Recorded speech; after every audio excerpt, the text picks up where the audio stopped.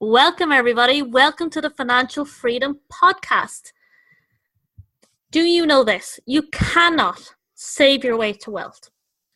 You must know the secrets about time and value of money.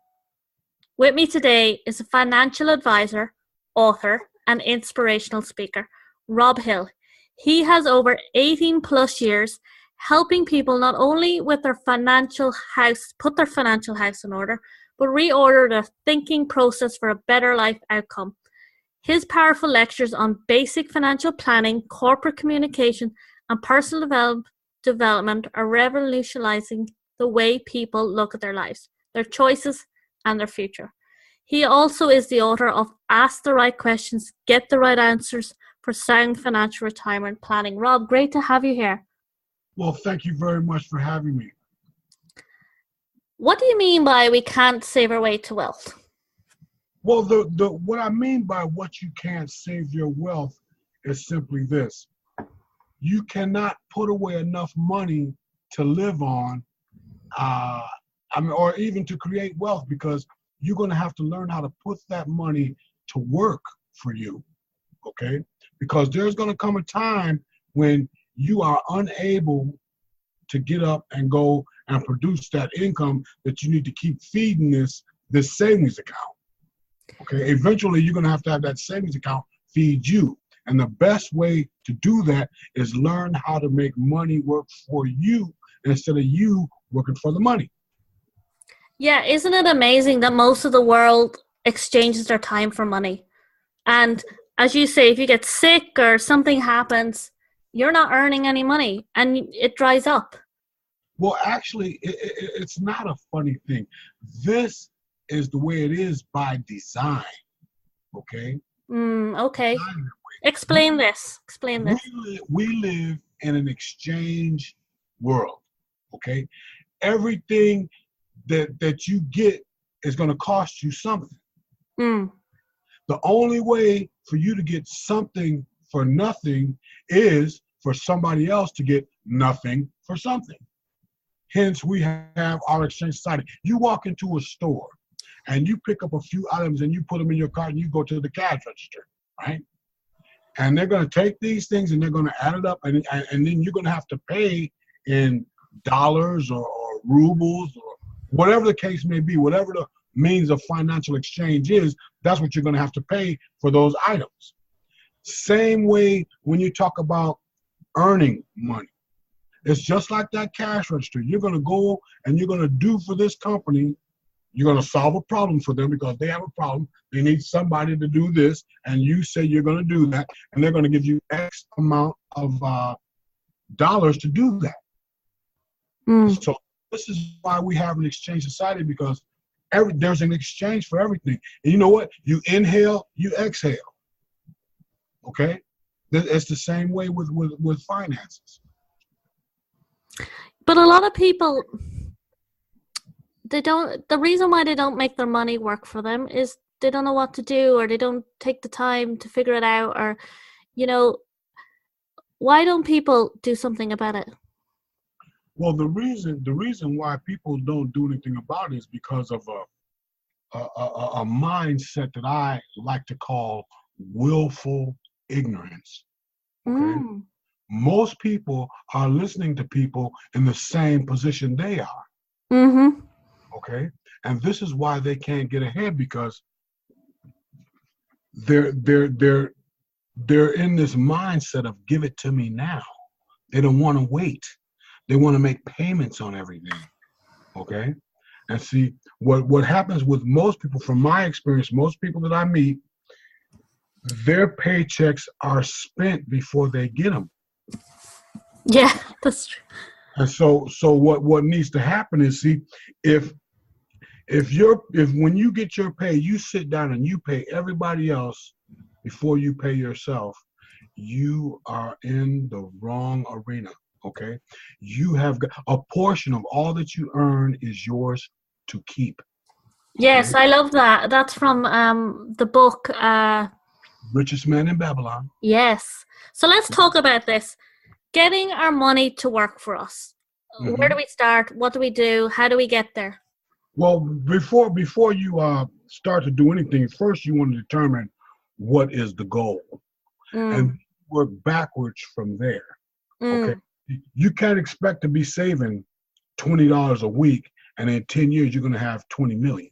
It's not going to work like that. Okay, what you have got to do is, number one, you got to get smart about how you're spending, and then you got to get smart about how you're saving, because the reason why you save is so that you can act on an opportunity that presents itself. Okay, that's why you're saving. You're gonna save this money up, so when whether it be real estate or a company or a new product that you're inventing or whatever the case may be, you're gonna have to have some funds to get that thing off the ground, and this is why you save. Now, according to Richest Man in Babylon, what you save should not be less than 10%, no matter how much you earn. Well, people ask the question, well, is that 10% of my gross or 10% of my net? Well, that's a good question. I say 10% of your gross, okay? 10% of your gross, not of your net. You'd be amazed at how when you implement this strategy, how you can still live out of the 9/10 that are left. But don't they say now it should be more to 20% with inflation, etc.? Well, see, inflation is a funny thing. They talk about things costing more, but I submit to you that it's not inflation at all. What it is that the money is getting weaker. The money is getting less valuable because there's so much of it out there. See, here in the United States, we have this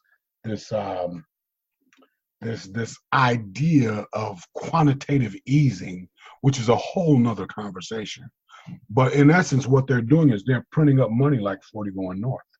Okay, they're just printing it up, and then they're injecting it into society. And what that does, when they print this money up, what it does is it decreases the value of all the other money out there. See, that's what's happening. So then we got people that are between a rock and a hard place because number one, they believe they can't make it out, and that right there stops everything. It's mindset. Do you think? I always say this: mindset is everything in your life. I totally agree with you, because mindset determines the perspective that you're looking from.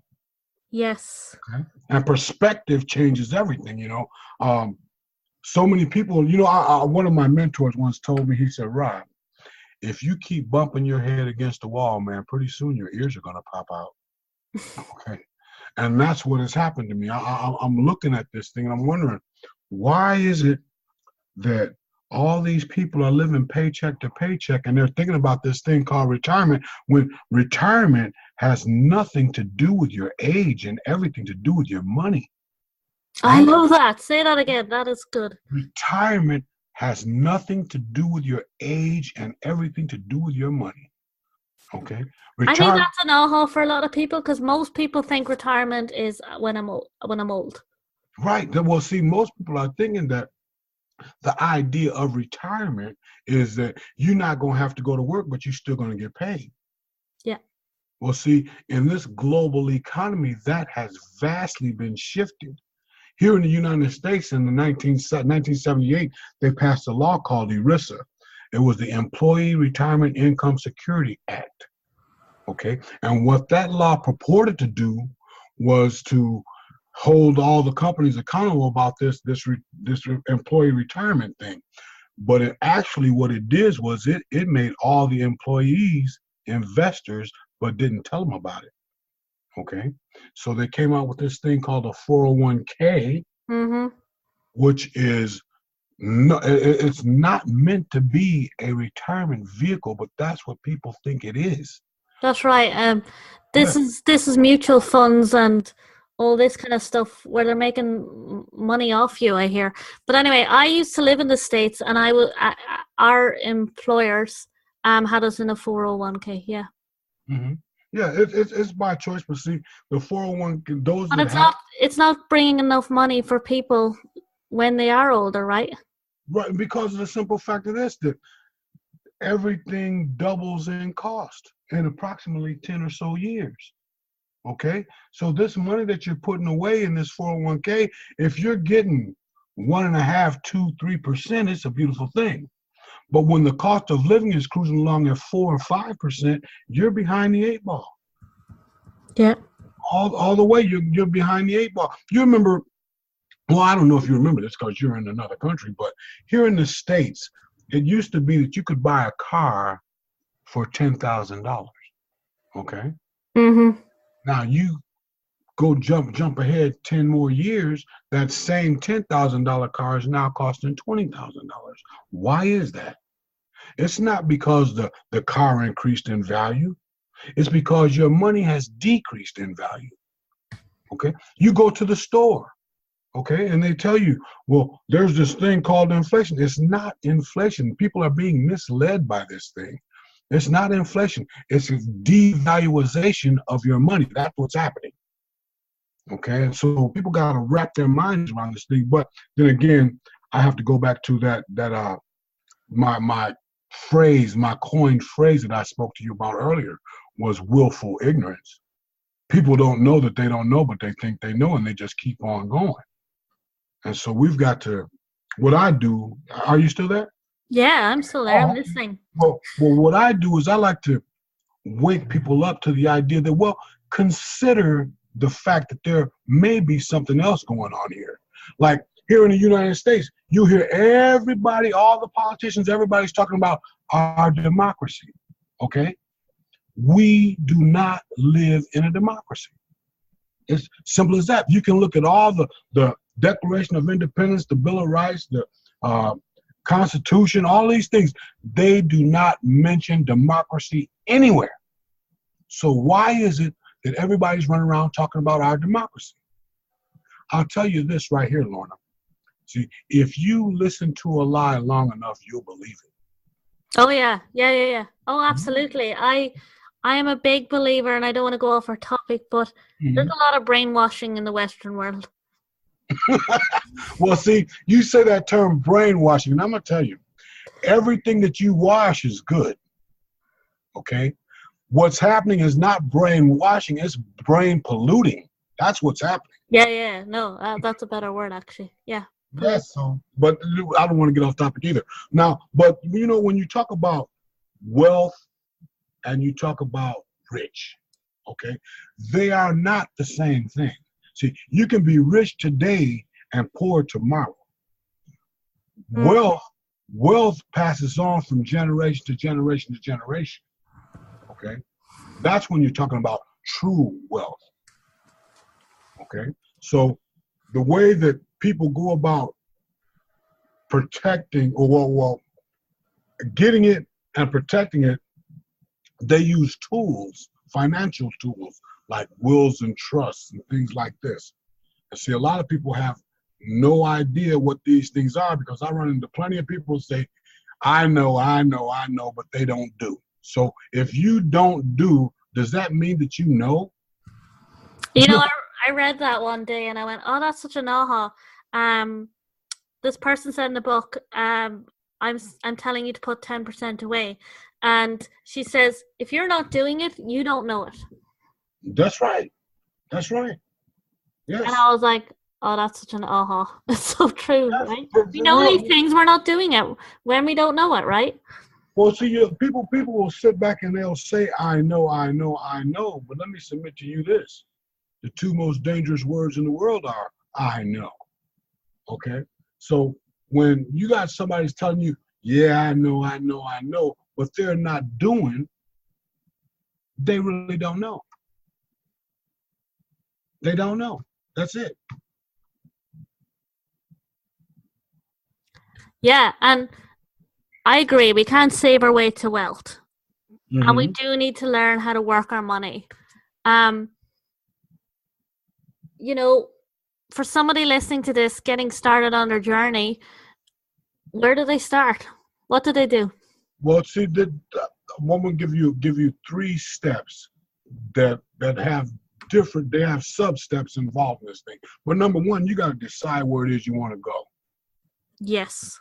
Okay, absolutely. You got to decide. You know, you got to decide where it is that you want to go in a financial sense. Okay.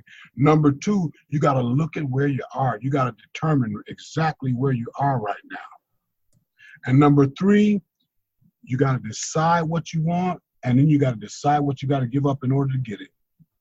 I love that. Yes. It's an exchange. Remember, at the beginning of our conversation, we talked about the exchange. Okay, you're gonna have to decide what it is that you want. Then you're gonna have to decide what it is you're gonna give up in order to get it. Period. Because, explain that more. I get it, but maybe others don't. Well, I like watching movies on my 256 channel TV and all this kind of stuff. Maybe you might have to deal with 56 channels on the TV, or maybe even check this out: shut that TV off and read some books. Increase your brain power. Your thinking process. See, Lorna, what happens when a person reads a book that has some substance in it is that their mind goes through mental gymnastics. Okay. What happens is what they believe and what they're reading are at conflict with each other. Yep. I say this to people all the time. I said, look, when what you believe will not produce what you want, you got 2 options. You either change what you believe or you change what you want. I'm going to interrupt you there for 1 minute. As you know, I did dating coaching, and now we're doing the Financial Freedom podcast. And I can tell you in dating coaching, and I've women engaged, married, all that stuff. But the very first step is letting go of what's not working. And that's what you're talking about here. And the very first step for them is stop dating that idiot, right? Yes, but see, there's some things about how they got with that idiot in the first place. Yes, and that has to be, there's a letting go piece of it. Mm-hmm. So let's relate that to money. What's the thing I need to get rid of, say? Those bad beliefs, number 1. Money is hard to get. I don't have enough. I ain't never gonna make it. All these things that are stopping you because, see, your mind is a funny tool. And it will produce for you exactly what you say. If you say that it's hard for me to make money, life is going to show you all the reasons why that is true. Okay? So we got to change our mindset. How do we change our mindset? We change our mindset by changing the information that we're running on. That goes back to that reading piece where I talked to you about the mental gymnastics and the conflict that's happening. See, when what you believe will not produce what you want, you either change what you believe or you change what you want. And I love the way you brought up the conflict, because I don't think that's talked about enough. That usually when you're changing your life, there's a yes and no going on all the time inside of you. There's the beliefs that are like, oh no, this won't work for me. And then there's that new information coming in. And if you do it, they say a lot about repetition. Mm-hmm. If you want it bad enough, like the decision you're talking about, eventually it'll override, right? Well, it will, but it's gonna take some repetition. It's gonna take some definite practice. You're gonna have to be conscious. There's a state of mind that's called unconscious incompetence. Okay. It's unconscious. You don't know that you don't know, and you don't even think you know. Okay? Then you go to conscious incompetence. That means you know something's wrong, and now you need to fix it. Okay? So then you go to conscious competence, meaning you know something's wrong and you're working on it. Then you go to unconscious competence, which means it happens automatically. Now that process, it can happen in a day, in a month, in a year, or it could never happen. Or 10 years, or 20 years. It's a decision. It's a decision. See, and it all boils back down to when what you believe will not produce what you want, you either change what you believe or you change what you want. Now, in order to change those beliefs, you've got to get some new information. See, most people don't even realize how many talents and abilities that they have locked away inside them that are just waiting for the opportunity to get out. See, life for me, Lorna, is a journey of discovery. You start finding out different things about you that you never knew you could do. But see, what happened with me was I had to reach for something that I know I could not do on my own, not where I was sitting at. It was not going to happen. There had to be a lot of changing and a lot of internal battles that went on with me, because my one side of my mind was telling me, oh, you can't do it. And the other side was saying, but what if, maybe you could, you know? And it depends on who you listen to. That determines everything. See, along with that decision, I had to walk away from people that I used to call my friends and look at people that I used to call my enemies. All right? Because I was from that